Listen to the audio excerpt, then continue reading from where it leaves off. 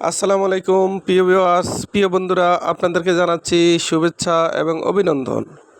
ভিডিওটি না টেনে শেষ পর্যন্ত দেখুন। আরব দেশে নিজকে স্বাবলম্বী করুন। প্রবাস জীবনে নিজকে দক্ষ হিসেবে গড়ে তুলতে আরবি ভাষার বিকল্প নেই। বেশি টাকা ইনকাম করতে আরবি ভাষা শিখতে হবে। ভিডিওটি ভালো লাগলে সাবস্ক্রাইব করে সঙ্গেই থাকুন।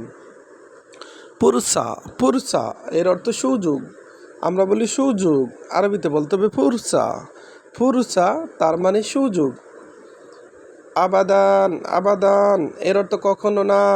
আমরা বলি কখনো না, আরবিতে বলতে হবে আবাদান। আবাদান তার মানে কখনো না। ইনচা, ইনচা এর অর্থ ভুলে যাওয়া।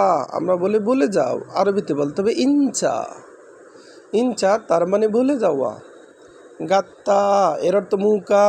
আমরা বলি মুকা, আরবিতে বলতে হবে গাত্তা। আমরা বলি ক্যাপ, আরবিতে বলতে হবে গাত্তা।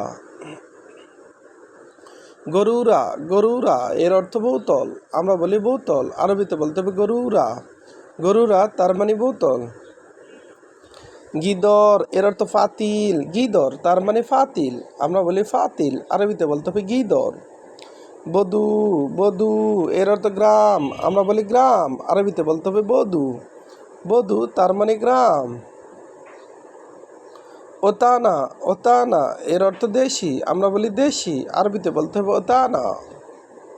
ইজা, ইজা এর অর্থ যদি। ইজা তার মানে যদি। খাতা এর অর্থ ভুল। খাতা তার মানে ভুল। আমরা বলি ভুল, আরবিতে বলতে হবে খাতা। গলদ, গলদ এর অর্থ ভুল। গলদ তার মানে ভুল। আমরা বলি ভুল, আরবিতে বলতে হবে গলদ।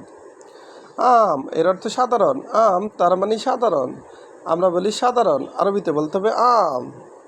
আবার দেখুন, পুরসা, পুরসা তার মানে সুযোগ। আবাদান, আবাদান এর অর্থ কখনো না। আমরা বলি কখনো না, আরবিতে বলতে হবে আবাদান। ইনচা, ইনচা এর অর্থ ভুলে যাওয়া। আমরা বলি ভুলে যাও, আরবিতে বলতে হবে ইনচা। গাত্তা, গাত্তা এর অর্থ মুকা। আবার গাত্তা এর অর্থ বোতলের ক্যাপ। গরুরা, গরুরা এর অর্থ বোতল। আমরা বলি বোতল, আরবিতে বলতে হবে গরুরা। গিদর এর অর্থ ফাতিল। গিদর তার মানে ফাতিল।